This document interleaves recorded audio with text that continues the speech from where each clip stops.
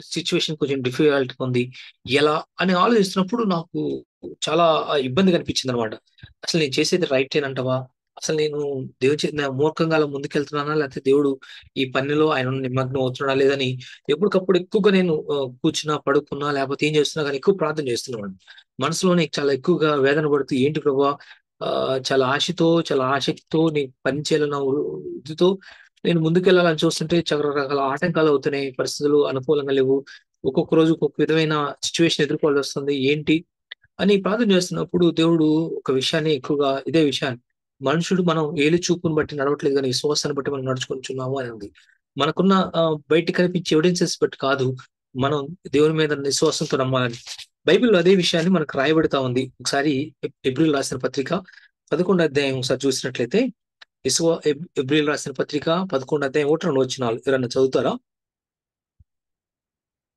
Is హెబ్రీయులు రాసిన పత్రిక 11 అధ్యాయం 1, 2 వచనాలు. విశ్వాసమనున్నది నిరీక్షింపబడు వాటి యొక్క నిజ స్వరూపమును, అదృశ్యమైనవి ఎన్నోవనటకు రుజువునై ఉన్నవి. ఆ! కాబట్టి ఇక్కడ చూడండి విశ్వాసం అనున్నది నిరీక్షింపబడు వాటి యొక్క నిజ స్వరూపం అదృశ్యమై ఉన్నవి ఉన్నవనుటకు రుజువైనది. అదృశ్యమైనది మన కంటికి కనిపించవు. కంటికి కనిపించినవి మనకి నిజంగా ఉన్నాయి అనడానికి అది ఒక ఎవిడెన్స్ గా ఉంది. విశ్వాసం అన్నది. విశ్వాసం అన్నది మన కంటికి కనిపించకపోయినా యెస్ కనిపించకపోయినా అక్కడ ఉంది అని నమ్మటాన్ని ఎవిడెన్స్ తీసుకురావడాన్ని విశ్వాసం అంటారు. అందుకనే బైబిల్ ఇదే మాటలు ఇదే అధ్యాయంలో హెబ్రీయులు రాసిన పత్రిక 11 అధ్యాయం 6 వచనంలో ఈ విధంగా ఉంటది. ఒకసారి చదువుదామా? హెబ్రీయులు రాసిన పత్రిక 11:6. విశ్వాసం లేకుండా దేవునికి ఇష్టడై ఉండుట అసాధ్యము. దేవుని యొద్దకు వచ్చేవాడు ఆయన ఉన్నాడనియు, తను వెతుకు వారికి ఫలము దయచేయువాడనియు నమ్మవలను కదా. చాలు. ఇక్కడ చూసినట్లయితే ఏముంటుంది? విశ్వాసము. ఆ విశ్వాసం లేకుండా దేవునికి ఇష్టుడై ఉన్నట. అంటే ఇక్కడ దేవుడు బైబిల్ వాక్యం ఇలా చెప్పట్లేదు. దేవుని పని చేయకుండా, లేకపోతే దేవునికి ఫాస్టింగ్ చేయకుండా, లేకపోతే ఇలా చేయకుండా ఇవన్నీ అయి చెప్పట్లేదు. ఆ లిస్ట్ అంతా పెట్టట్లేదు. ఇక్కడ ప్రాముఖ్యంగా దేవుడు పెడుతున్న ఈ లిస్ట్ ఏందంటే, దేవుడు చెప్తున్న లిస్ట్ ఏందంటే విశ్వాసం. నీకు విశ్వాసం లేకుండా దేవునికి ఇష్టడుగా ఉండటం, నేను ఉండటం అది ఇంపాసిబుల్ అసాధ్యం అని ఉంటుందన్నమాట. బైబిల్‌లో ఎక్కడైనా ఇంపాసిబుల్ ఉందంటే ఆహ్, యేసు దేవుని గురించి చెప్పాల్సి వచ్చినప్పుడు దేవునికి అసాధ్యమైనది nothing is impossible with God అని చెప్పేసి చెప్తుంటే, ఇక్కడ మనకి బైబిల్ దగ్గర మన విషయం వచ్చేసరికి బైబిల్ ఏం చెప్తుందంటే, నీలో నాలో విశ్వాసం లేకుండా దేవునికి ఇష్టడై ఉంటా ఇంపాసిబుల్. దేవునికి అసాధ్యమైంది ఏది లేదు. కానీ నీలో నాలో విశ్వాసం లేకపోతే అది నేను దేవుడికి ఇష్టడుగా ఉండటం అసాధ్యం. విశ్వాసం అంటే ఏంటి? విశ్వాసం అంటే అదృశ్యమైనవి. అవి మన కంటికి కనపడవు. కానీ దేవుడు వాగ్దానం చేస్తాడు. వాగ్దానం చేసినప్పుడు ఆ వాగ్దానాన్ని నమ్మి ఆ ముందుకెళ్ళటాన్ని కంటికి కనపడకపోయినా గాని నిజంగా నాకియి ఉన్నాయి. అవి దేవుడు కార్యం చేస్తాడు అని నమ్మి ముందుకెళ్ళటాన్ని విశ్వాసం అంటారు. చూడండి బైబిల్‌లో ఎగ్జాక్ట్‌లీ అలాంటి నమ్మకంతోనే. ఈ రోజుల్లో మనకి ఎవరైనా చెప్పామనుకోండి, బ్లైండ్ ఫెయిత్ అంటారు. గుడ్డి నమ్మకం అంటారు. అంతేకాకుండా ఇంకా కొంచెం ఇంకా లోక రీతిలో కొంచెం ముందుకెళ్ళి ఆలోచిస్తే, "రేయ్! ఏంట్రా నువ్వు గాల్లో దీపం పెట్టి దేవుడు అంటే ఏం చేస్తాడురా?" అని ఇలాంటి చెప్పే మన రోజుల్లో మనం ఉన్నాం. అయితే ఇలాంటి రోజుల్లో బైబిల్ మాత్రం ఏం చెప్తుందంటే, గాల్లో దీపం అనుకో, లేకపోతే దేవుడని ఇంకేదన్నా అనుకో, లేకపోతే ఇంకేదన్నా అనుకో. కానీ ఇక్కడ బైబిల్ ఏం చెప్తుందంటే, విశ్వాసం అన్నది అక్కడ నిజంగా ఉంది అన్నది రుజువైంది. ఏదైతే దేవుడు నాకు వాగ్దానం చేశాడో, ఆ వాగ్దానం నెరవేర్పు కలుగుతుంది. అది నమ్ము అనడానికి రుజువై ఉంది అని చెప్పడానికి ఈ విషయాలున్నాయి. ఒకసారి చూడండి. ఆహ్, ఇదే 4 వచనం చూసినట్లయితే, ఇదే ఏప్రిల్ రాసిన పత్రిక 11 అధ్యాయము 4 వచనం. విశ్వాసమును బట్టి హేబేలు కయ్యూను కంటే శ్రేష్టమైన బలి దేవునికి అర్పించెను. హ్మ్. దేవుడు అతని అర్పణలను గూర్చి సాక్ష్యం ఇచ్చినప్పుడు అతడు ఆ విశ్వాసమును బట్టి నీతిమంతుడనే సాక్ష్యము పొందెను. అతడు చాలు. మృ- ఆ! అతడు మృతి పొందియు ఆ విశ్వాసం ద్వారా మాట్లాడుచున్నాడు. చాలు. ఇక్కడ చూసినట్లయితే ఇక్కడ ఏబేలుకి, కయీనుకి మధ్య డిఫరెన్స్ చెప్తూ కయీనేమో ఒక బలిచ్చాడు. ఏబేలేమో బలిచ్చాడు. అయితే ఆ బలి ఎలా ఏబేలు బలి దేన్ని బేస్ చేసుకుందంటే విశ్వాసాన్ని బేస్ చేసుకుంది. కయీను బే ఫ్ కయీన్ ఫెయిత్ లేకపోతే కయీను విశ్వాసం దేని మీద లేకపోతే కయీను అర్పణ దేని మీద ఆధారం చేసుకుందంటే ఆయన బయటికి కనిపించే థింగ్స్ మీద రుజువుల మీద ఆధారం ఉంది.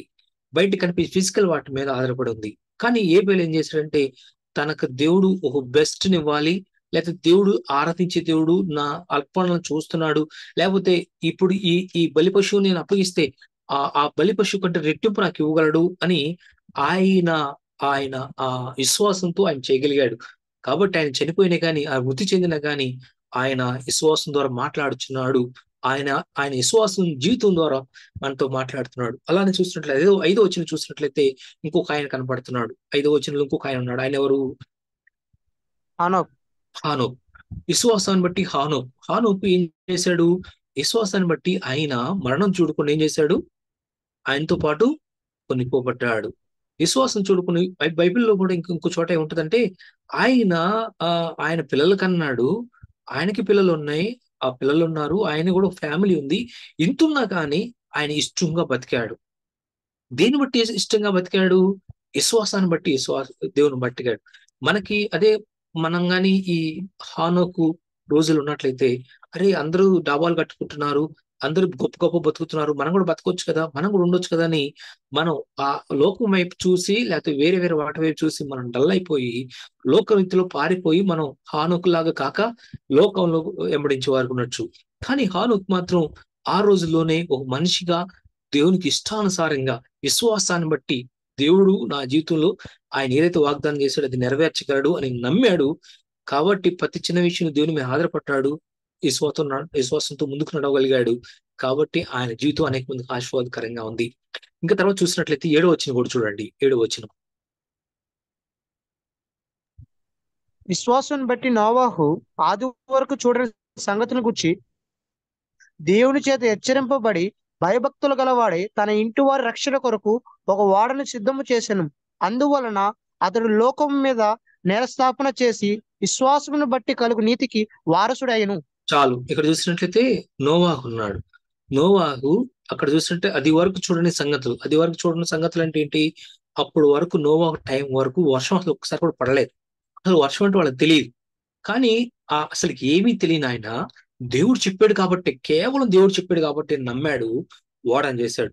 అదే నువ్వు నేను కానీ నోవాహు ప్లేస్ లో ఉంటే, ప్రభా ఎవిడెన్స్ ఏది? ఇంతవరకు మేము చూడండి, వస్తుందంటే ఎవరు నమ్ముతారు? అసలు ఇది ఎలా జరుగుతుంది అని రకరకాల క్వశ్చన్లు వేసి మనం కొన్నిసార్లు దేవునికి విధేయత చూపించబోదు. అందరు అలా చెప్తున్నారు, వర్షం లేదు, గిర్షం లేదు, ఏమి రాదు, అది లేదని చెప్తా ఉన్నారు. కానీ నువ్వేం వర్షం పడుతుంది, ఓడని ప్రిపేర్ చేయమంటున్నావు, ఓడని ప్రిపేర్ చేయమంటావు అన్నది అంత ఆషామాషి విషయం. ఎంత పెద్ద ఓడని చేయాలి? నువ్వు చెప్పిన మెజర్మెంట్ చూస్తుంటే అది చాలా పెద్ద చిన్న అన్ని నెలలు పడుతుంది, ఎలా పాసిబుల్ అవుతుందని మనం అయితే వాదించేవాళ్ళం. కానీ నోవాహుకు అక్కడ వర్షం అన్నది ఆయన కళ్ళ ముందు చూడకపోయినా దేవుడు చెప్పాడు, చేశాడు అని దేవుడు చెప్పిన వాటికి ఆయన విధేయత చూపించాడు. కాబట్టి ఆయన చక్కగా ఆయన దేవుని యొక్క విశ్వాసం ద్వారా విశ్వాస వీరుడయ్యాడు. అలానే చూసినట్లయితే 8వ వచనం కూడా చూడండి. అబ్రహాము ఉంటాడు. 8వ వచనం.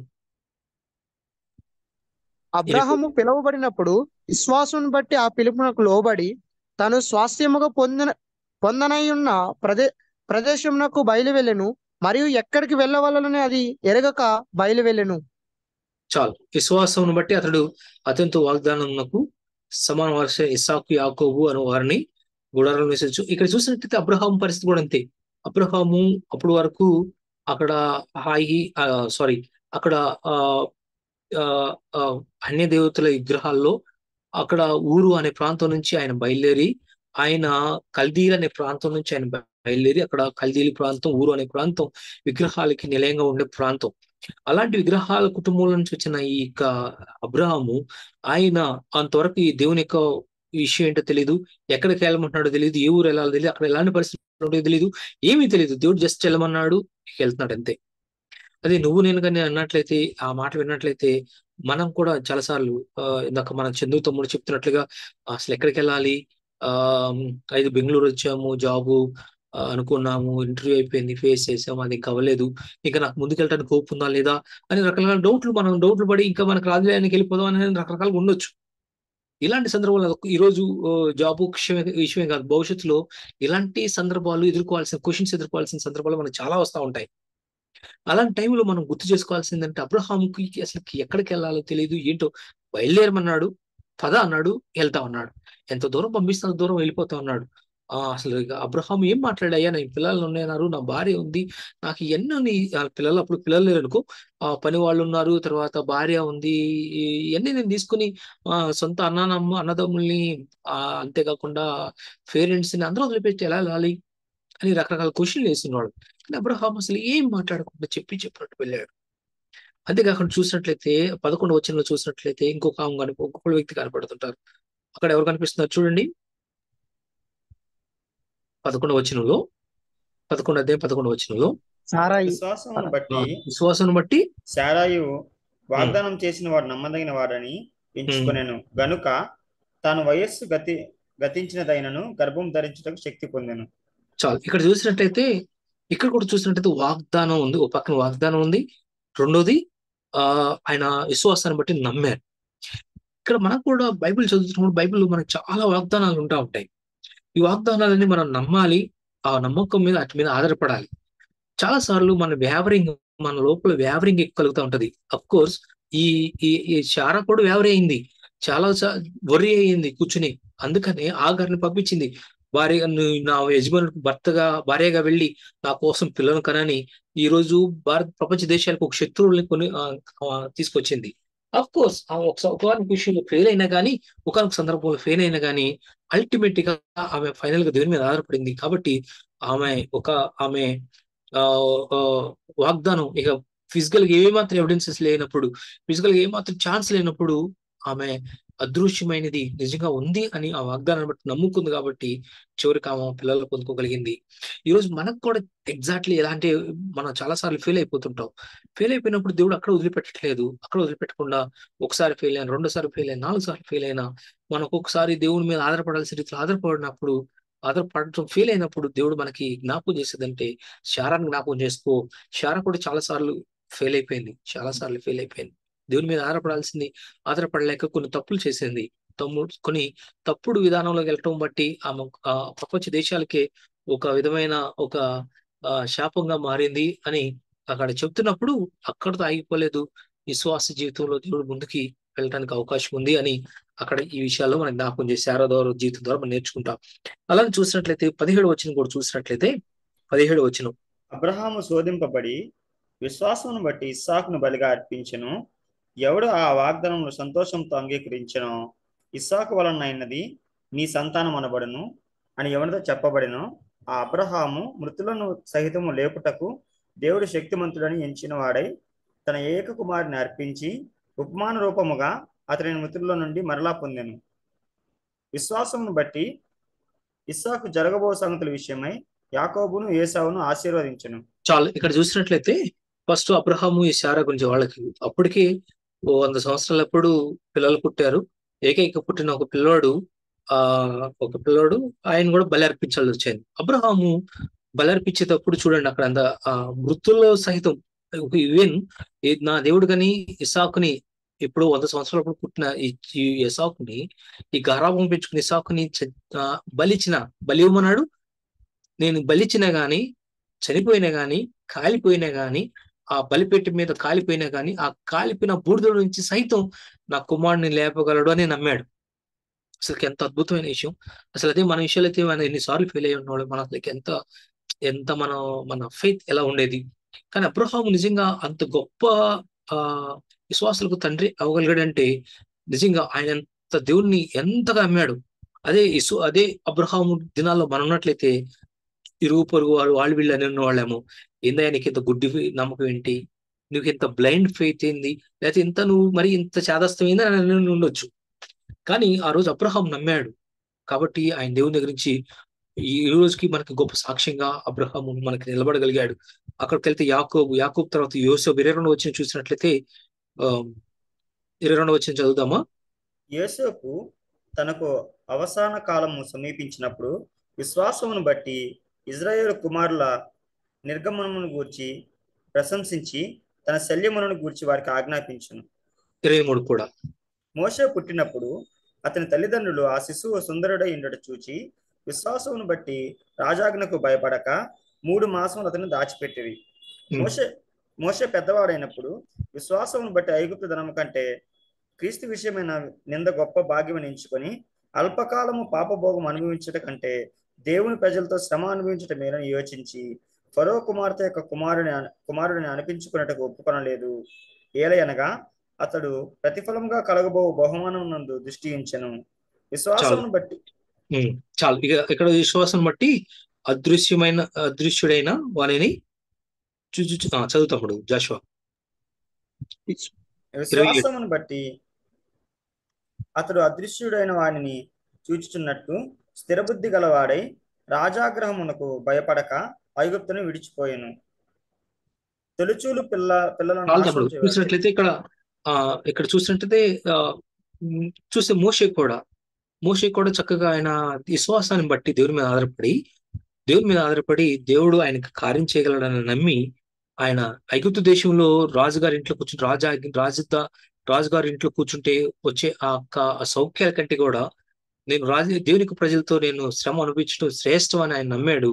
కాబట్టి మొత్తం విడిచిపెట్టి ఆయన చక్కగా రాగలిగాడు. శ్రమ ఆయన రాజుగారి ఇంట్లో ఒక రాజకుమారుడుగా ఉండాల్సిన ఆయన ఐగుప్తు దేశానికి వేరే దేశానికి వాళ్ళ ఇత్రో దగ్గరికి పారిపోయి గొర్రెలు కాచుకుని గొర్రెలు కాపరిగా అయిపోయాడు. ఆ ఆయన గొర్రెలు ఎక్కడ కాస్తున్నాడు? ఒక అరణ్యంలో గొర్రెలు కాచుకున్నాడు. అరణ్య పరిస్థితి ఎలా ఉంటది? రాళ్ళు, రప్పలు, లేకపోతే ముళ్ళు ఇవన్నీ ఉంటాయి. ఒక రాజుగారి ఇంట్లో సౌఖ్యంగా ఉండాల్సిన వ్యక్తి ఈ రోజు ఒక గొర్రెలు కాచుకుని లేకపోతే ఒక గొర్రెలు కాపరిగా అరణ్యంలో తెలియని ఎక్కడికి వెళ్తున్నాడో, ఏం జరుగుతుందో, ఎలాంటి సిచ్యువేషన్ ఎదుర్కోవాల్సి వస్తుందో తెలియని ఒక పరిస్థితికి వెళ్తా ఉన్నాడు. మోషే వెళ్తా ఉన్నాడు. ఈరోజు మనల్ని కూడా చాలా సార్లు మనం కొన్ని విడిచిపెట్టలేం, కొన్ని అవ్వదు. ఎందుకు అని అంటే అది తెలియదు. దేవుడు వాటికంటే సౌఖ్యం కంటే మన ముందులో చాలా భవిష్యత్తు ఉంది. మనం చాలా విశ్వాసంతో ముందుకెళ్ళాలి. కొన్ని కష్టాలు ఉంటాయి.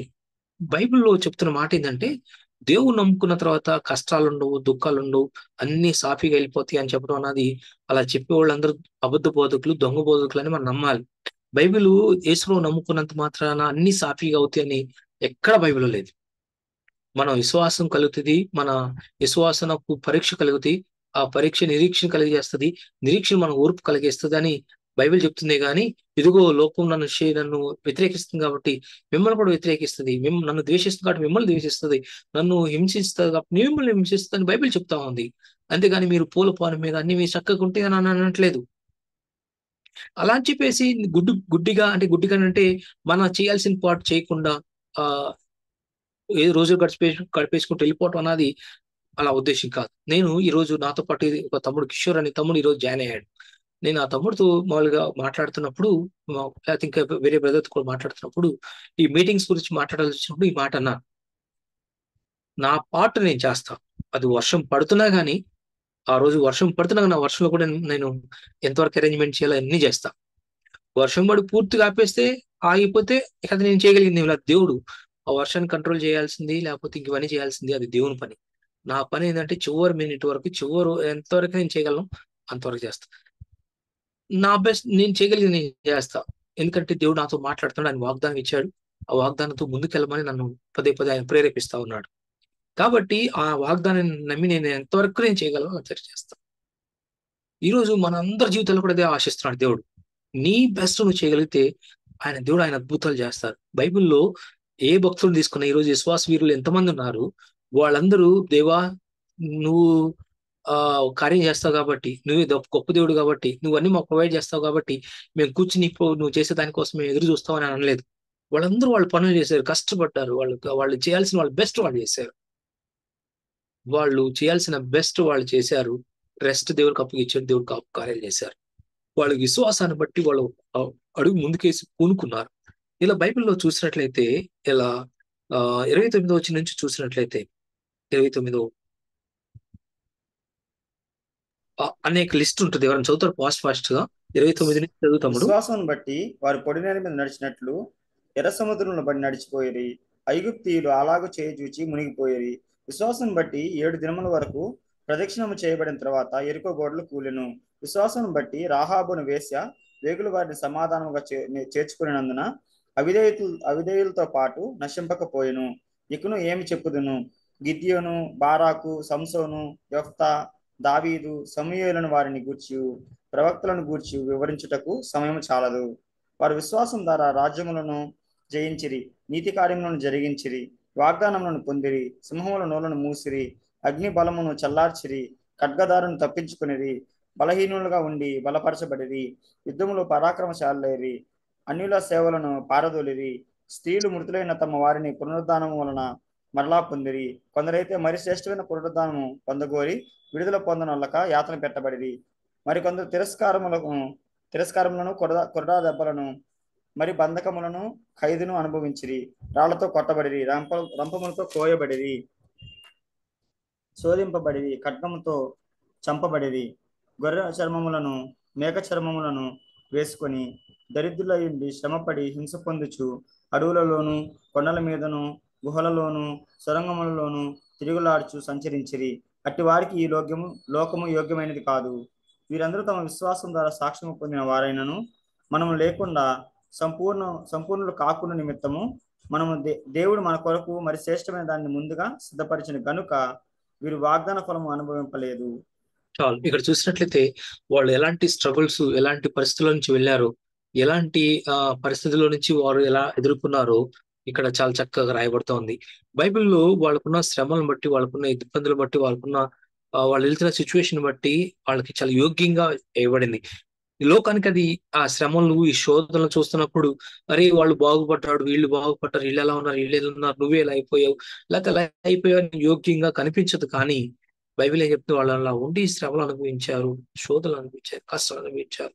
ఎందుకు? విశ్వాసం ద్వారా. వాళ్ళు మూర్ఖంగా నేను పట్టిన కుందేలకు మూడే కాళ్ళని ఇక దానికోసం ఉండలేదు, కానీ విశ్వాసంతో ఉన్నారు. లోకం వైపు కాకుండా దేవుని మీద ఆధారపడి, దేవునికి విధేయత చూపించి, ఒబీడియంట్ టైప్ వాళ్ళు దేవుని చిత్తం కోసం కొడాలతో కొట్టబడాల్సి వస్తే, రంపాలతో కొయ్యబడాల్సి, అగ్నితో చేయబడాల్సి వస్తే, ఎన్ని యాతన పడాల్సి వస్తే అన్ని వాళ్ళు పడడానికి సిద్ధపడ్డారు. వాళ్ళు దేవునికి వ్యతిరేకంగా, పరిస్థితులకు వ్యతిరేకంగా, లేకపోతే మనుషులకు వ్యతిరేకంగా తిరిగి రెబెలియస్ గా ఎక్కడా లేరు. వాళ్ళు ఎన్ని ఎదుర్కొలు వచ్చినా సంతోషంగా విశ్వాసాన్ని బట్టి వెళ్ళగలిగారు. కాబట్టి వాళ్ళు సాక్ష్యం పొందుకొని ఆ వాగ్దానం ఫలం మనకి సాక్ష్యాలుగా ఇస్తా ఉన్నారు. బాబు, మీరు కూడా ఆ వాగ్దానం మీద ఆధారపడితే మీ జీవితంలో కూడా గొప్ప కార్యాలు చేస్తాడని ఆ సాక్ష్యాన్ని ఈరోజు మనకి ఇస్తా ఉన్నారు.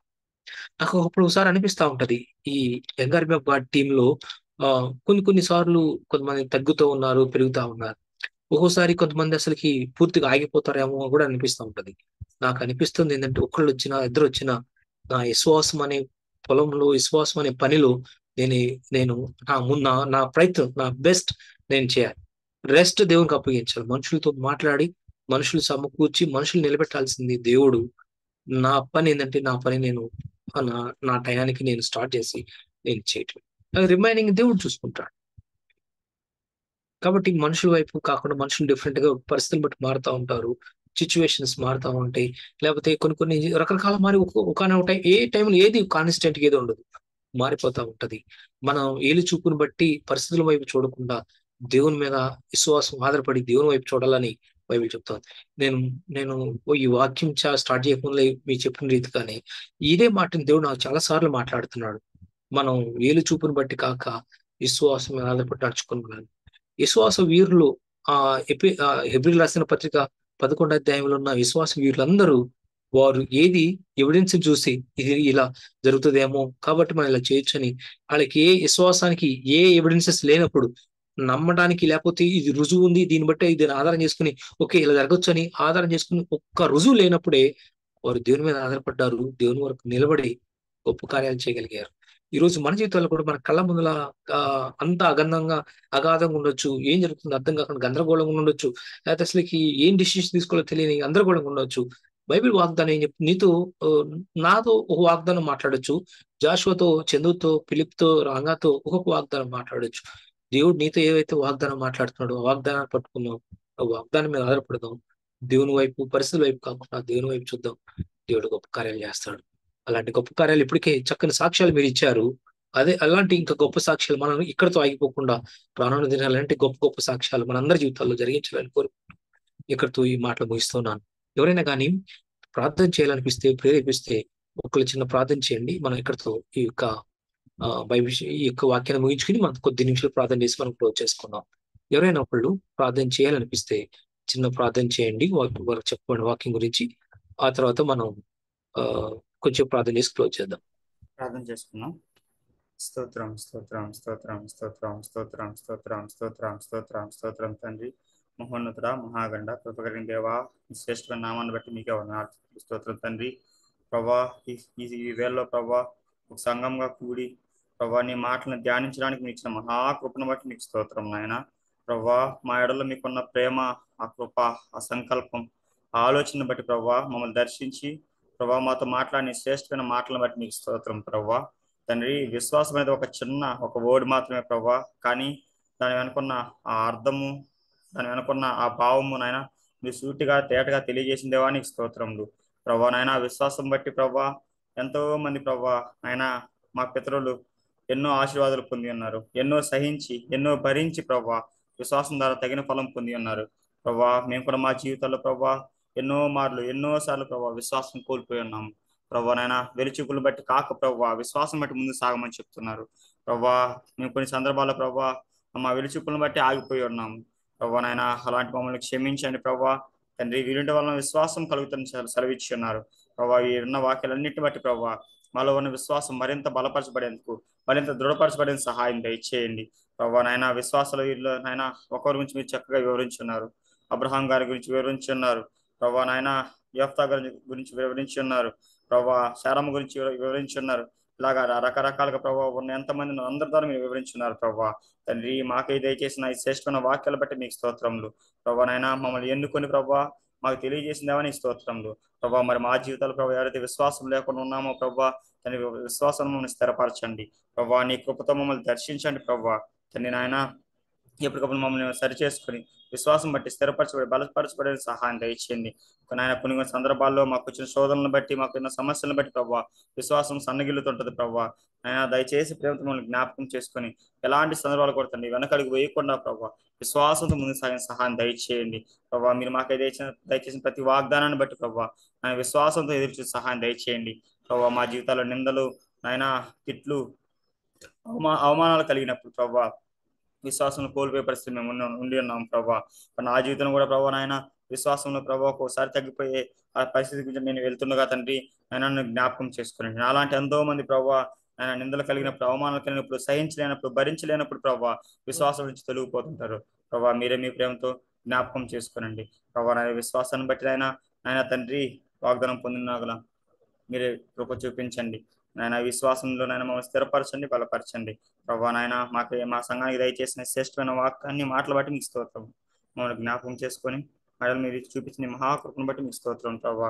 నాయన తండ్రి ఇంకా నాయన అన్ని మీరు బలంగా వాడుకోనండి ప్రభా. ముందున్న ప్రతి కార్యంలో ప్రభావ మీ కృపను అనుగ్రహించండి ప్రభా. నాయన ఇలాంటి వాక్యాలు ఎన్నో శ్రేష్టమైన వాక్యాలు, బలపరిచే వాక్యాలు మాకు అనుగ్రహించండి ప్రభా. నాయన మీ కృపతో మమ్మల్ని దర్శించండి ప్రభా.